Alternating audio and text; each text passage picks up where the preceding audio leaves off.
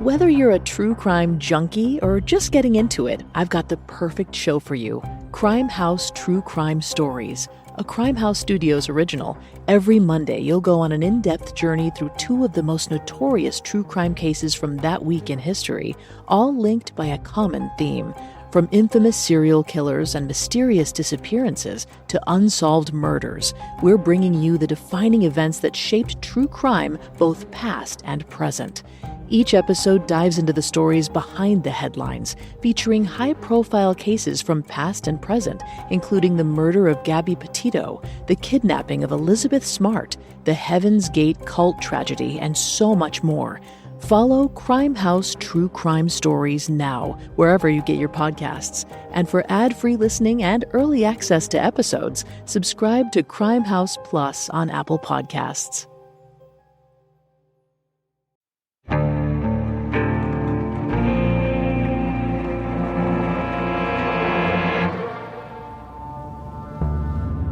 It's December 16th, 1985, twilight. Sammy Gravano sits quietly in the passenger seat of a black Lincoln town car. Next to him, his boss, John Gotti, grips the wheel tight. Muted stripes of New York City light fall through the tinted windows, illuminating John's cold brown eyes. Sammy turns toward the window and stares off into the distance, barely paying attention to the crowds of shoppers and tourists filling the sidewalk.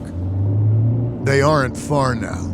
Midtown shines around them, especially bright because of the Christmas season. Sammy isn't in the mood to celebrate just yet, but after tonight, he hopes his worries will be over.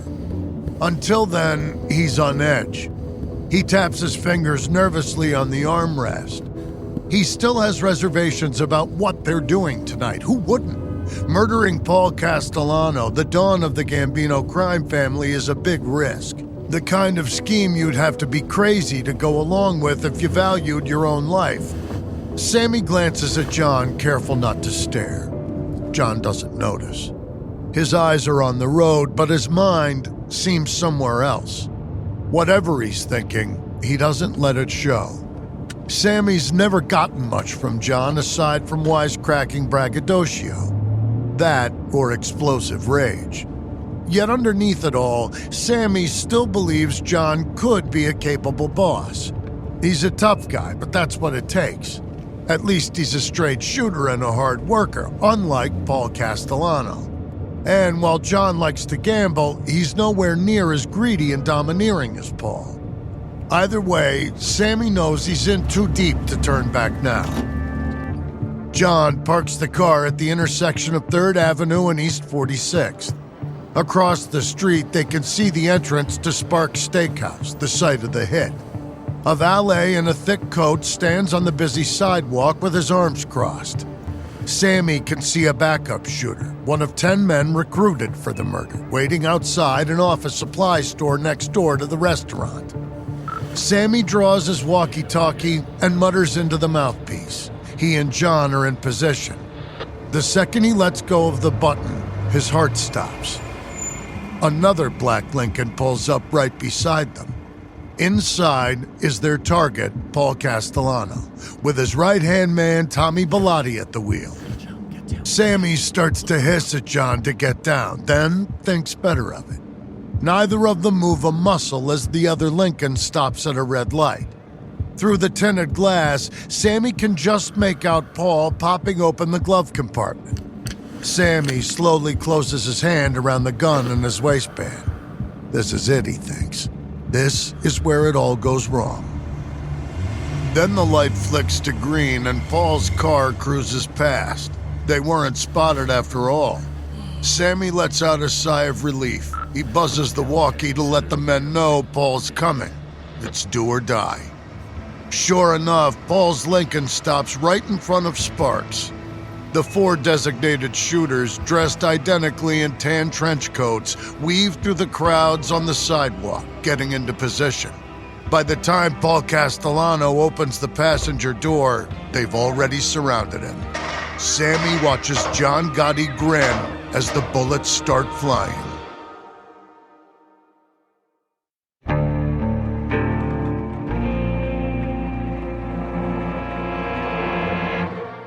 From Airship, I'm Jeremy Schwartz, and this is American Criminal.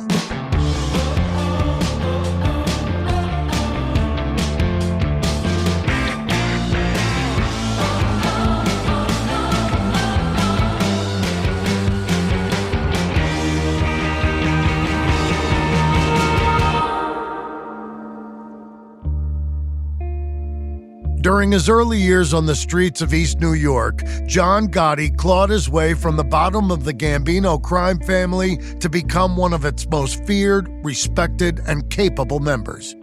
But it was far from a smooth rise to power. John's gruff, tough guy attitude and his relentless self-interest made him almost as many enemies as it did friends in the 1980s. And some of the guys he rubbed the wrong way were the very people he was supposed to be answering to. But John Gotti wasn't someone to go with the flow just to avoid ruffling feathers. From a young age, he'd been determined to elevate himself as high as he possibly could, and he didn't care what he had to do to get there. And while he was smarter than the average mafioso, he also had his vices. When personal tragedy turned John's world upside down, his gambling addiction spiraled out of control. The sudden pull to make bigger and bigger bets led him to compromise his principles and break a sacred mafia rule. It was a chain of events that would eventually unravel the entire Gambino family. This is episode 2 in our 4-part series on John Gotti. Beaten down, moving up.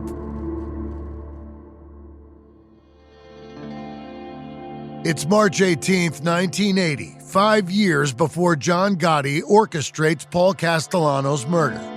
Warm afternoon sunlight glints on the Atlantic Ocean, just a stone's throw away from the Gotti family home in Howard Beach, Queens. Howard Beach is a quiet, upper-middle-class neighborhood, a far cry from the East New York streets John grew up on. Well-trimmed hedges line the front yards alongside wide sidewalks. A community group funded in part by John's wife Victoria patrols the streets at night. This is a place to settle down, away from the grime and noise of the city, a haven for John and Victoria to raise their 5 children. Today, their middle child, 12-year-old Frank, has borrowed a friend's mini bike and is riding it around the neighborhood. He cruises down a trail near the expressway headed in the direction of the ocean. At the same time that Frank is out riding, the sun is dipping closer to the horizon, level with the windshield of John Favara's station wagon. Favara is a neighbor of the Gottis. His house is right behind theirs. The 51-year-old furniture salesman is on his way home from work and fiddles with the sunshade. He passes a house under construction on 157th Avenue. There's a dumpster out front, which means that Favara doesn't notice Frank until it's too late. The 12-year-old's motorbike speeds into the street from the other side of the dumpster, surprising Favara, who slams on the brakes, but there's no time to stop. His car slams into Frank and the motorbike, caving in the front bumper. Frank crashes to the ground and is dead before emergency services can make it to the scene. In the aftermath of the crash, the entire Gotti family is devastated, but no one more so than Victoria. The police ruled the death an accident, but Victoria refuses to believe it. She tells people that Favara had to be drunk or speeding. Every time she sees his dented car pull into the house behind theirs, she erupts in fury. 2 days after Frank's death, a woman places an anonymous call to the NYPD and tells them the driver of the car that killed Frank Gotti will be eliminated. That same morning, John Favara gets a death threat in his mailbox.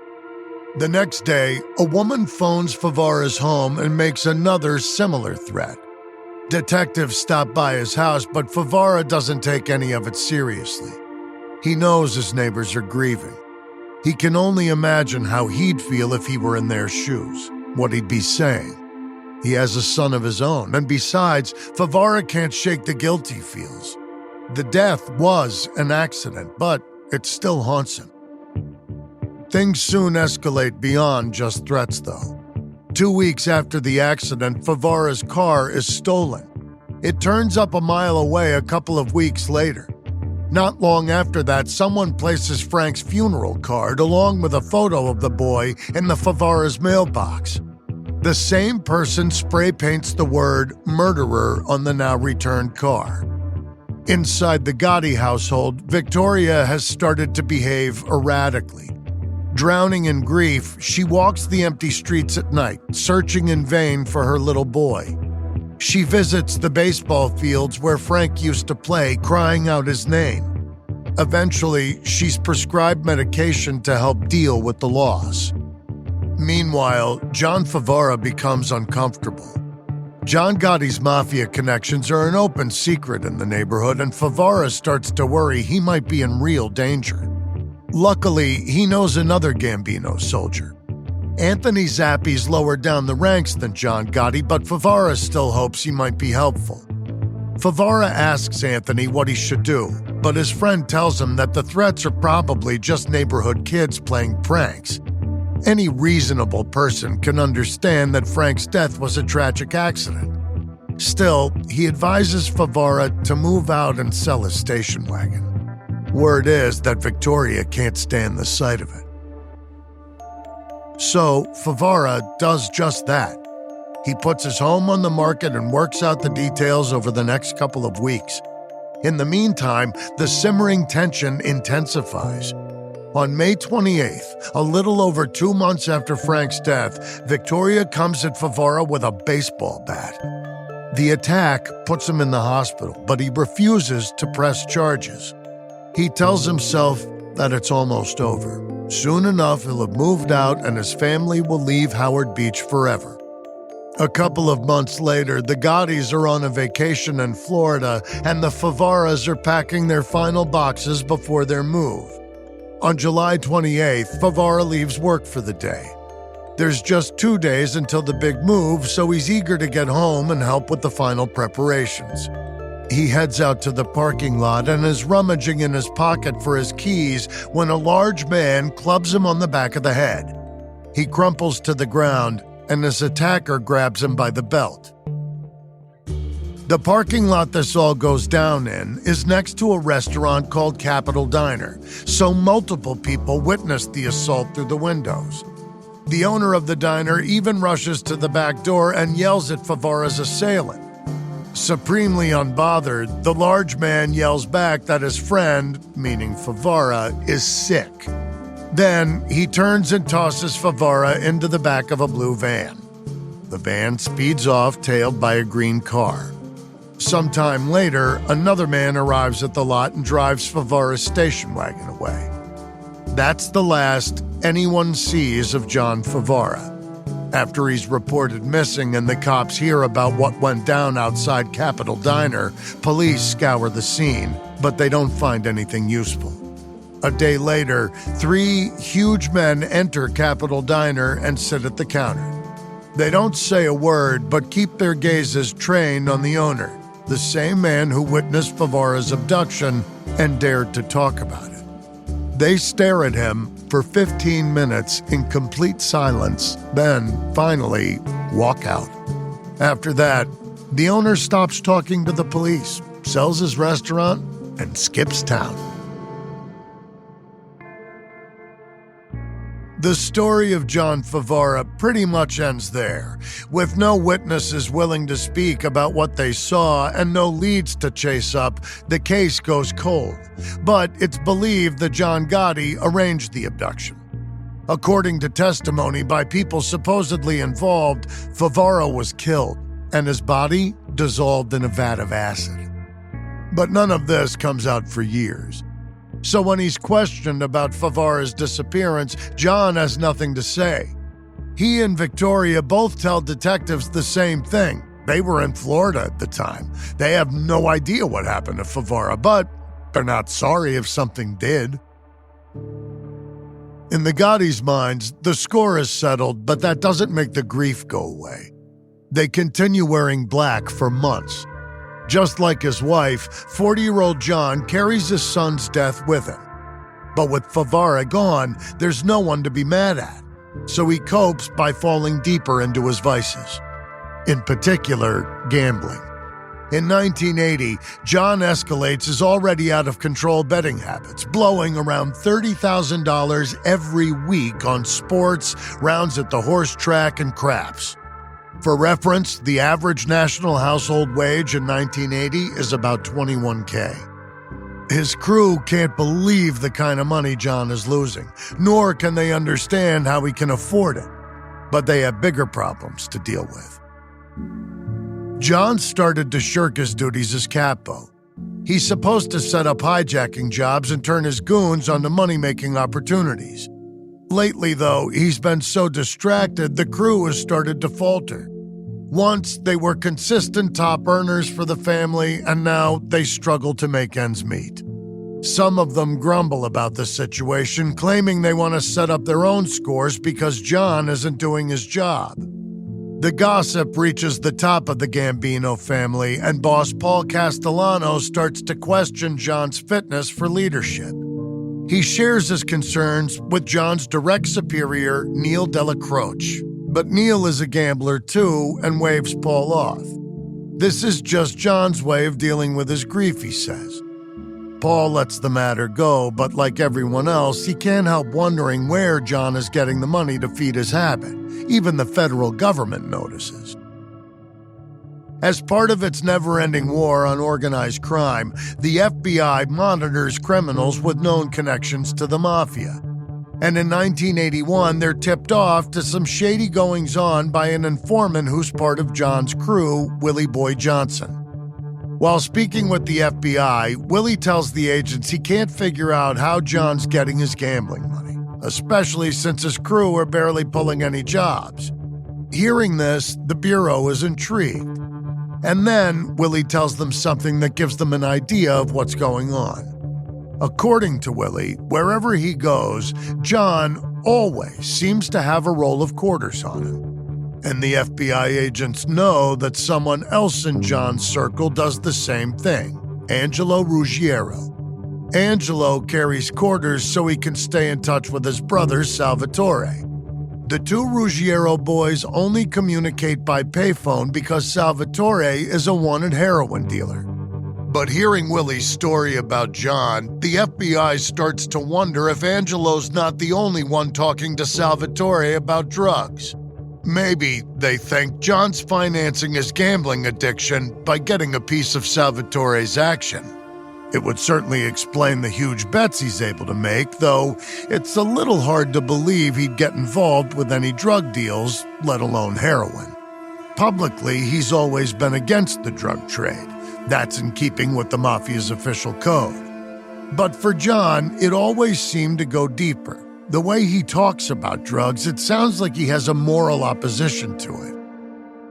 Still, there doesn't seem to be a better explanation for his behavior, especially not after his bookmaker spots John meeting with Angelo and another heroin dealer. Later on, the same guy sees Salvatore himself slipping in for a private chat with John. All of that is enough for the FBI to get a warrant to tap Angelo Ruggiero's phone. They don't hear anything definitive. There's a reason Angelo is always using payphones after all. But they do hear enough to learn that Angelo's a volatile guy with a nasty temper. With that in mind, they ramp up their investigation, setting up more wiretaps and getting agents to pose as construction workers around Angelo's house. They follow him closely in broad daylight, hound him around every street corner. They want him to know he's being watched. They're hoping to get under his skin, to provoke a reaction, and that's exactly what happens. They soon overhear him on one of their wires threatening to kill a federal agent. That doesn't sit too well with the Bureau, who make a trip to John's house to lodge a threat of their own. They tell John that if Angelo threatens to murder another cop, heads will roll. John gets the message and cools Angelo off, but there's more trouble to come. The FBI have been so open with their surveillance that even the Gambino boss, Paul Castellano, catches wind of their investigation. And he knows they're looking at Angelo for drugs. He also knows that a drug charge could get his guys sent away for a long time. If enough men are implicated, it could cripple the entire family. For Paul, though, things could get even worse. The more Gambino men who get picked up, the more chances there are of someone taking a deal and talking to the cops, implicating a bigger fish to save their own skin. And Paul's the biggest fish of them all. So he has to do something to nip this thing in the bud. And he figures the best way is to make an example out of someone. He picks up the phone and calls John Gotti. The punishment for breaking the family's rules is death, which means it's time for an execution. Americans spend an average of 90% of their time indoors. But did you know that indoor air can be up to 100 times more polluted than outdoor air? Breathe easy with Air Doctor, the award-winning air purifier that eliminates 99.99% of dangerous contaminants like allergens, viruses, smoke, gases, mold spores, and more. Air Doctor was voted Best Air Purifier by Newsweek, so it's no surprise that 98% of Air Doctor customers agree their home's air feels cleaner, safer, and healthier. Unlike other purifiers, Air Doctor captures invisible particles 100 times smaller than standard HEPA filters. Head to airdoctorpro.com and use promo code AmericanCriminal to get up to $300 off today. Air Doctor comes with a 30-day money-back guarantee, plus a 3-year warranty, and $84 value free. Get this exclusive podcast-only offer now at airdoctorpro.com. airdoctorpro.com using promo code AmericanCriminal. That moment when you realize your skincare is actually working. That's Rodan & Fields, the #1 female dermatologist-founded skincare brand in the U.S. Designed by 2 dermatologists who don't just know women's skin, they know how to formulate for it. Rodan & Fields, love what you see. Tap the banner or visit rodanandfields.com/Spotify to get your exclusive welcome offer.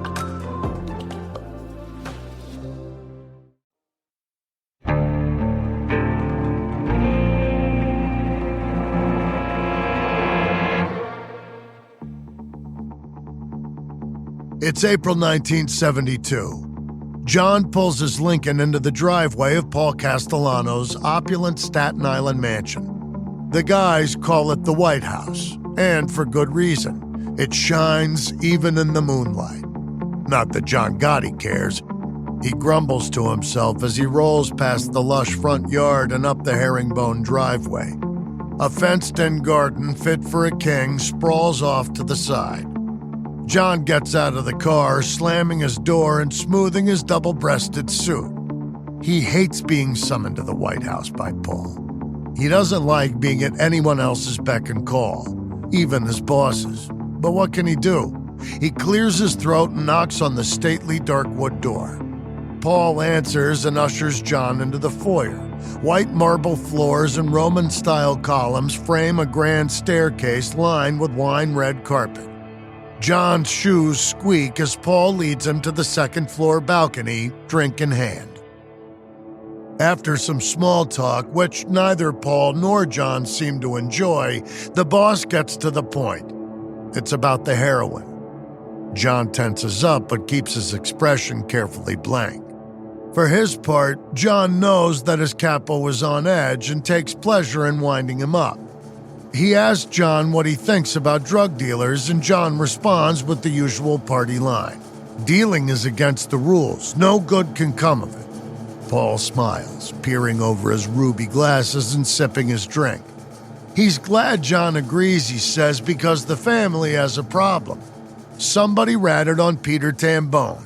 Little Pete is accused of dealing heroin. John already knows that Pete's been dealing. He's been working with Salvatore for some time now. But he doesn't give any of that away. He keeps his face blank. Paul reminds John that the family's penalty for dealing heroin is death. John nods uneasily, then clears his throat to protest. Little Pete is 62 years old. He's a grandfather. Surely they can cut him some slack. But Paul shakes his head. No exceptions. Then he delivers the kicker. He wants John to be the one to pull the trigger. John knows better than to argue with the boss. He nods, puts down his unfinished drink, and leaves the White House as quick as he can. He keeps his cool until he's a few miles away, then screams at the top of his lungs, pounding on his steering wheel. He knows what Paul is doing. He's messing with John, trying to interfere with his people, with his income. No matter how many years of faithful service John has given the Gambinos, it isn't enough. Meanwhile, rats like Paul climb to the top through their connections, not hard work. Men like Paul, who never had to struggle, look down their noses at everyone else, even loyal soldiers like Little Pete. The more he stews, the angrier John gets. Paul constantly demands more money to pay for his garish mansion, then takes issue when his men earn a little extra on the side. John could kill him. By now it's late, but John doesn't head home. He has to get Paul to change his mind. But his concern for Little Pete is more than just compassion for a likable old man. John's worried about the precedent this murder could set for anyone else caught with drugs. Given that he's heavily involved himself, he knows that the best way to save his own hide is to stop this hit before it ever happens. He'll never be able to convince Paul to back down, though, not on his own. So John has to get a higher-up on his side. After leaving the White House, he meets up with his underboss Neil Della Croce to fill him in. At first, Neil pushes back, attempting to diffuse John's rage. Rules are rules, and what the boss says goes. Everyone in the family, including Little Pete, knows the risks of getting involved with drugs. That's just how it is. But John, no, he doesn't want to hear any of that. In his mind, Paul's not a true boss worthy of respect. He doesn't give respect, so he doesn't get respect back. Especially not when he's asking John to do dirty work that's beneath him. Eventually, John convinces Neil to have a chat with Paul, to plead Little Pete's case.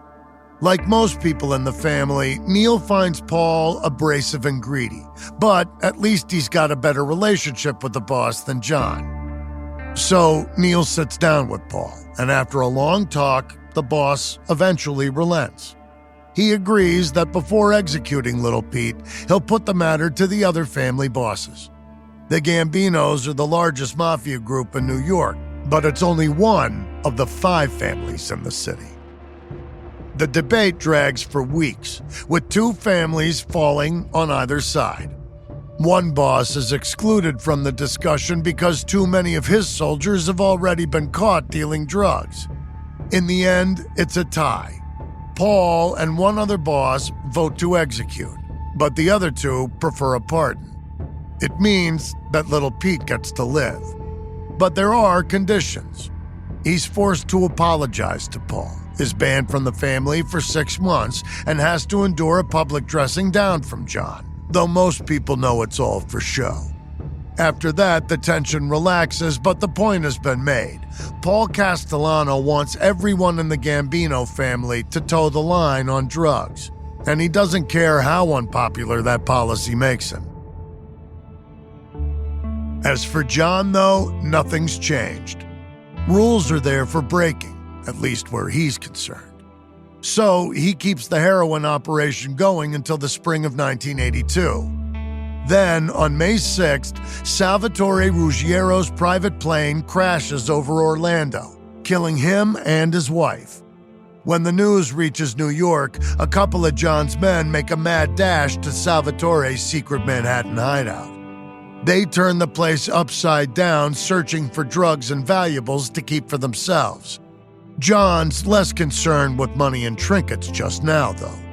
He's had a fear of flying his whole life, and this only reaffirms that. The 42-year-old swears off planes for good, claiming he'd rather die in the street like a man. But Salvatore's death causes other headaches. His final legacy, a final shipment of 6 kilos of heroin, needs to be dealt with. Naturally, it falls to his brother Angelo to handle. He teams up with a couple of other Gotti men to try and discreetly sell the product. John pretends not to know anything about it, though he undoubtedly continues to take his cut under the table. This puts all the responsibility on Angelo, who's now in a major bind. For one thing, he's used to Salvatore doing all the work when it comes to the heroin. But more importantly, he knows the FBI is still watching him, so he's going to have to be very careful. The thing is, though, Angelo doesn't know how close the feds are actually getting, and he's not great at keeping his mouth shut. Unbeknownst to him, the Bureau wiretaps pick him up complaining about his issues to his lawyer, Michael Coiro.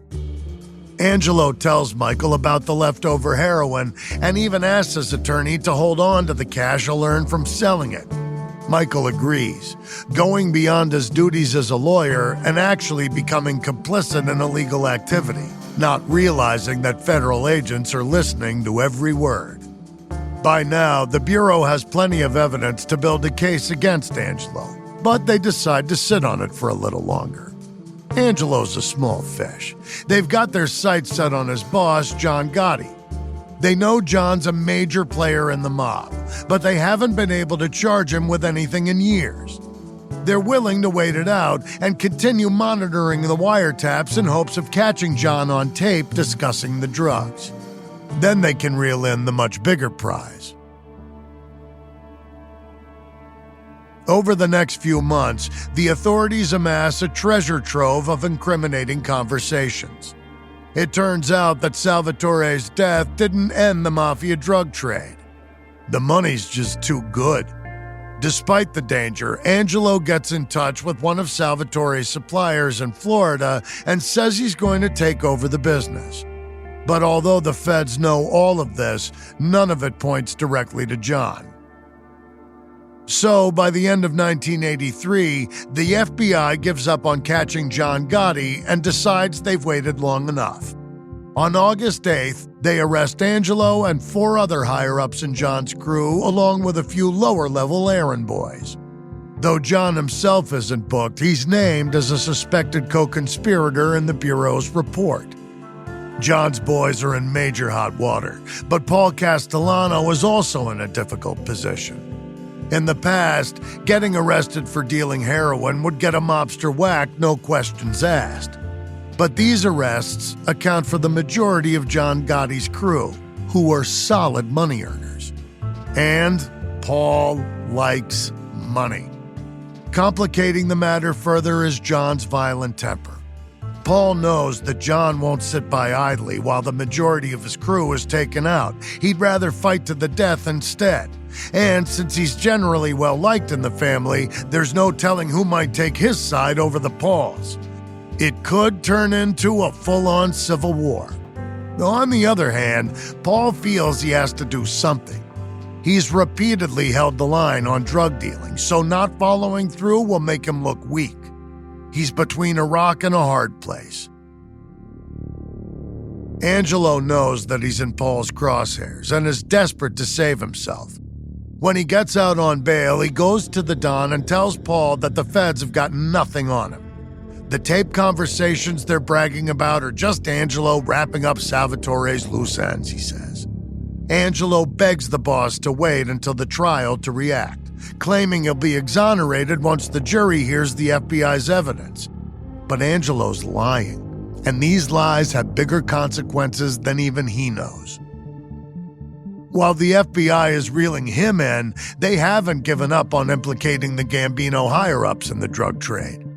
They're using the drug charges to leverage more warrants, this time to wiretap the Don himself in 1983. The real goal is to collect evidence to indict Paul using the Racketeer-Influenced and Corrupt Organizations Act, better known as RICO laws. First utilized in the 1970s, RICO allows law enforcement to punish crime bosses who act through their subordinates. Typically, if a Don orders a man to be murdered and someone else commits the crime on his behalf, the Don could claim innocence. After all, he never pulled the trigger himself. But RICO laws enable the authorities to charge crime bosses when they commit crimes as part of doing business, including drug dealing.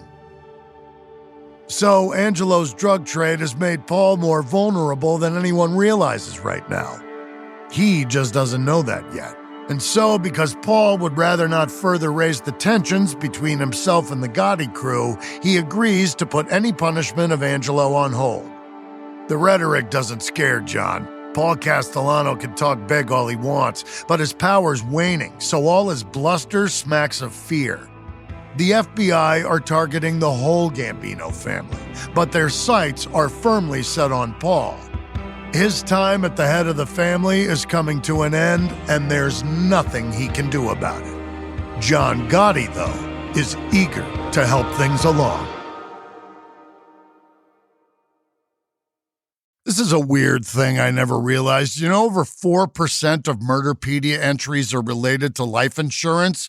So that's over 600 murders a year in the United States, with life insurance being the motive. So get some really good insurance. Do it at SelectQuote. SelectQuote is one of America's leading insurance brokers with nearly 40 years of experience, helping over 2 million customers find over $700 billion in coverage since 1985. Now, other insurance and brokers offer impersonal, one-size-fits-all policies that may cost you more and cover you less, while SelectQuote can help you find the right policy for you. Been worried about trying to fit shopping for life insurance into a busy schedule? Well, in as little as 15 minutes, a SelectQuote licensed insurance agent can tailor a life insurance policy to your family's needs and budget. And have you been concerned about the cost of life insurance? Well, it's more affordable than you think with SelectQuote, with some policies costing less than $1 a day. Plus, if you're in good health, they work with carriers that can get you same-day coverage with no medical exam required. Head to SelectQuote.com and a licensed insurance agent will call you right away with the right policy for your life and your budget. SelectQuote. They shop, you save. Get the right life insurance for you for less at SelectQuote.com/American Criminal. Go to SelectQuote.com/American Criminal today to get started. That's SelectQuote.com/American Criminal. If you run a small business, there's nothing small about it. As a business owner, I get it. My business is and always has been completely consuming since I started. Every day there's a new decision to make, and even the smallest ones feel gigantic. Something that can help this whole process not feel so daunting is the right platform that has all the tools you need to be successful. Well, guess what? It exists, and it's called Shopify. Shopify is the commerce platform behind millions of businesses around the world, and 10% of all e-commerce in the U.S., from household names like Mattel and Gymshark to brands just getting started. Tackle all the important tasks in one place, from inventory to payments to analytics and more. Shopify makes the marketing minefield easy with built-in tools for running social media and email campaigns, so you can find new customers and keep them. And if you're looking to grow your business internationally, Shopify has global selling tools to help you in over 150 countries. Perhaps in person is more your thing. Shopify's award-winning point of sale connects your online and offline sales all in one place. With 99.99% uptime and best converting checkout on the planet, you'll never miss a sale again. Only with Shopify. Get all the big stuff for your small business right with Shopify. Sign up for your $1 per month trial and start selling today at shopify.com/American Criminal. Go to shopify.com/American Criminal. Shopify.com/American Criminal.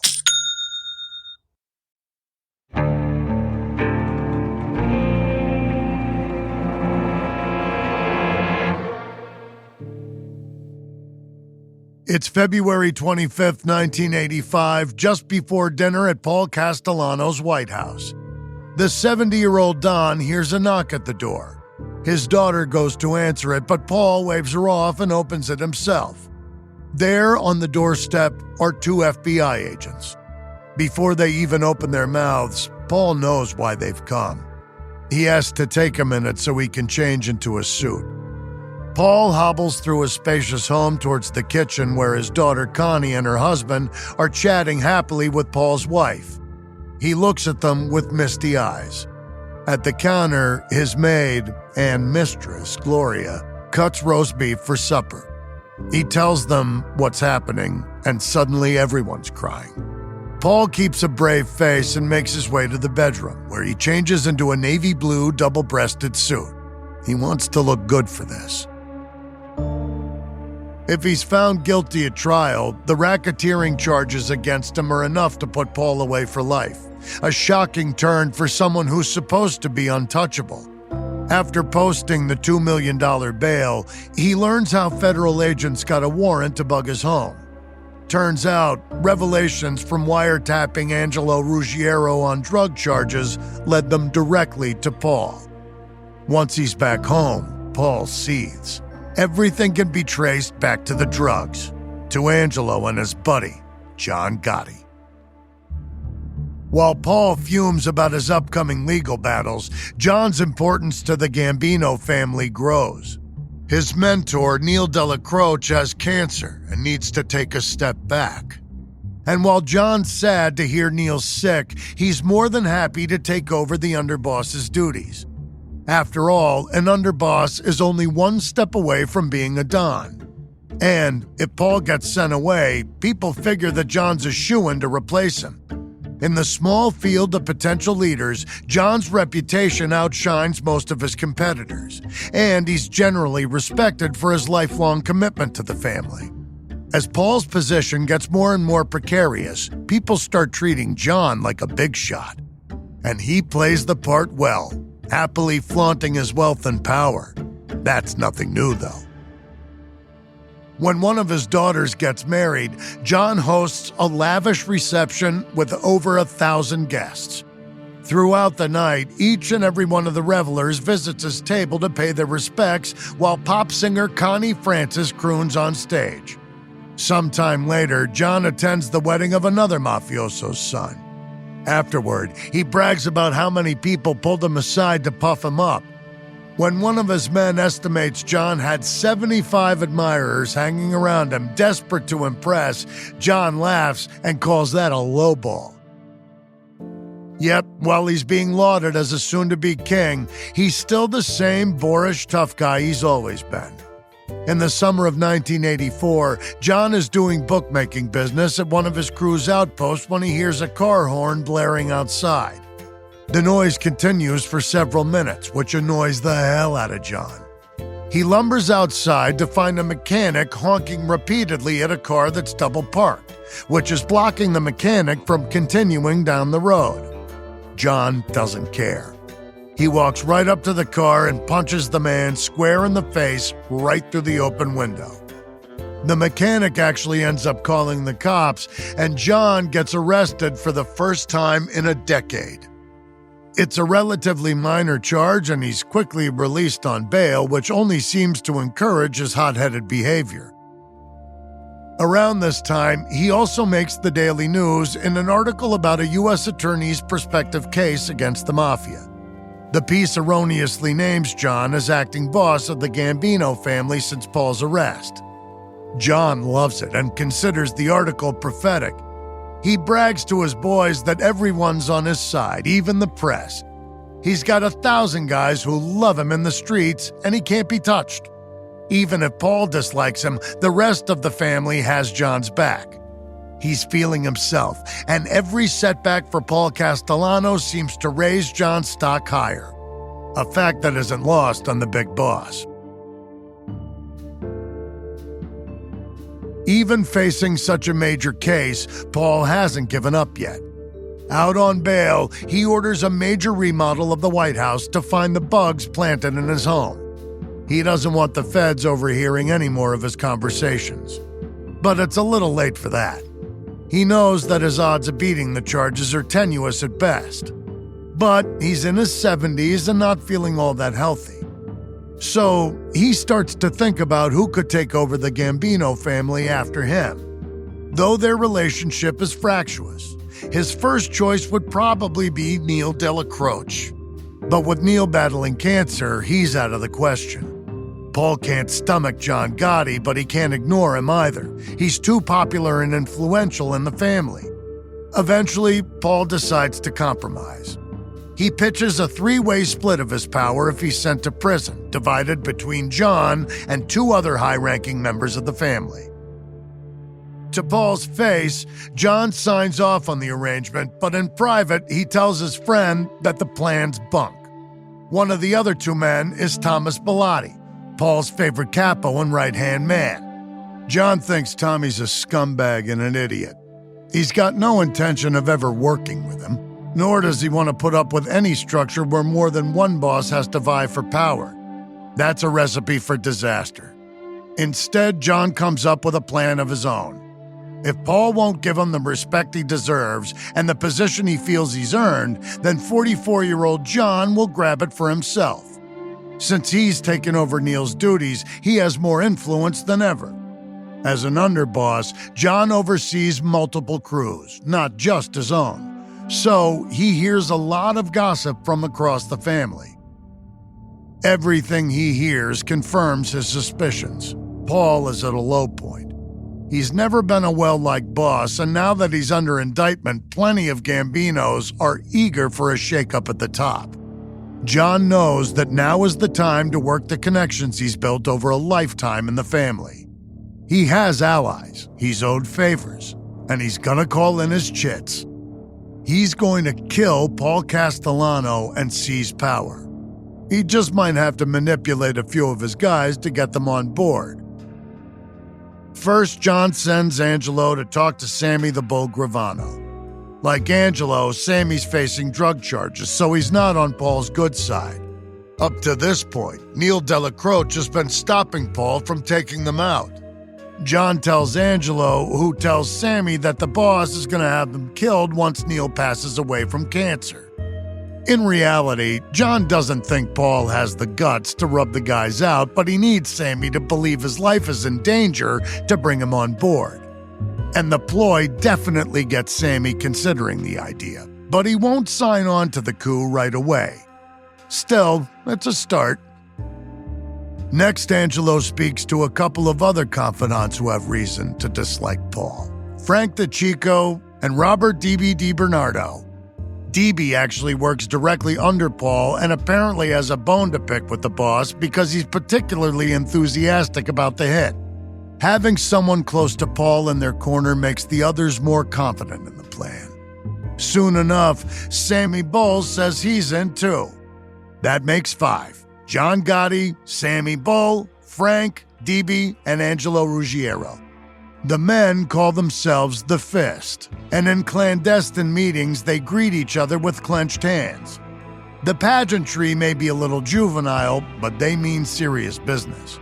John is gunning for the top spot in the Gambino family, and they're all risking their necks to back him up. Things are about to get very violent in New York City. From Airship, this is episode 2 in our series on John Gotti. On the next episode, John makes the ultimate power grab, gathering his troops to lead a coup against Paul Castellano.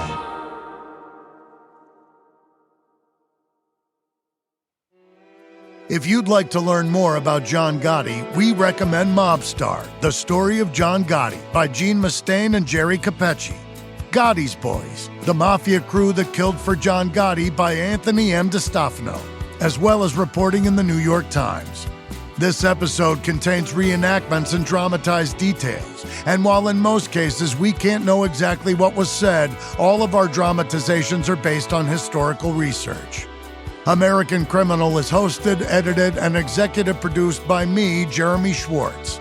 Audio editing by Mohammed Shazid. Sound design by Matthew Filler. Music by Thrum. This episode is written and researched by Terrell Wells. Managing producer Emily Burke. Executive producers are Joel Callan, William Simpson, and Lindsey Graham.